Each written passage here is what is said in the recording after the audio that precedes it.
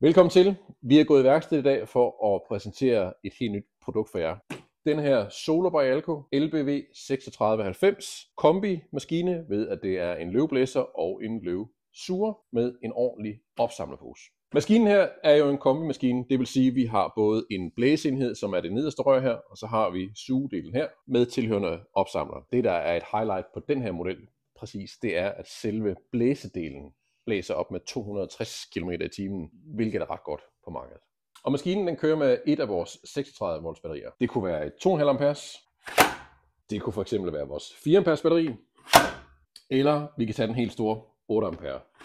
Udover at batterierne selvfølgelig har forskellige effekt i form af ampere, så er der selvfølgelig også en vægtforskel, man skal tage højde for i forhold til, hvor tung ens maskine skal være, eller hvor lang tid man skal bruge den. Vores 2,5 amperes vejer 1 kg, 4 amperes vejer 1,3, og det helt store 8 amperes vejer 1,8 kg. Hvis du kun vil bruge den her maskine til at blæse med, det er den nederste enhed her, så afmonterer du bare lige det øverste sugerør.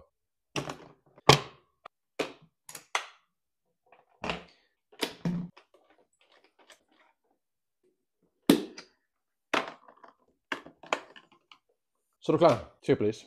Maskinen den er udstyret med de her forhjul, som gør det klart nemmere, hvis du har en indkørsel eller fliseanlæg, hvor du vil blæse, og så kører du bare stille og roligt hen. Og det tager simpelthen noget af vægten fra din arm, at du kan placere den direkte her på. Hvis du gerne vil være fri for hjulene, eller de sidder i vejen for dit arbejde, så klikker du det ganske enkelt af ved at lige trykke på knappen og trækker den væk.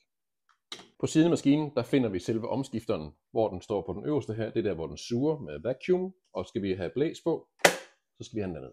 Som en ekstra feature på den her, så har vi en slags fartpilot på, og det gør det bare meget nemt, når du skal arbejde. Du tænder maskinen, og den vil gerne passe dig selv. Vi tænder.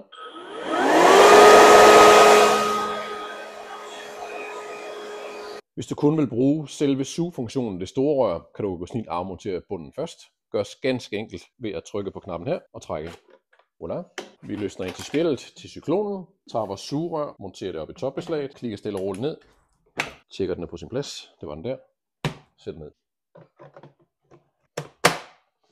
Til allersidst, inden du går i gang med at suge, slår du lige omskifteren om på vacuum. Du kan selvfølgelig også vælge bare at bruge maskinen, hvor det hele er samlet med sugerør, blæseren her, og selvfølgelig monteret med din pose. Så det er kun et spørgsmål om, hvordan omskifteren står, om det står på vacuum eller den står på blow.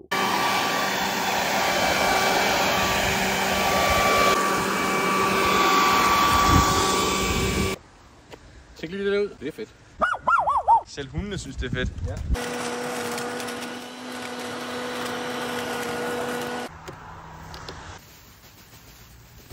Endnu en lækker feature på den her model, det er, kigger vi ind til cyklonen herinde, hvor sugerøret normalt sidder, så finder vi en lille kniv, der bliver tæsket rundt med flere tusind omdrejninger, når den suger, som gør, at det den tager op her bliver noget mere findelt, end det var før, til meget nemmere kompostering.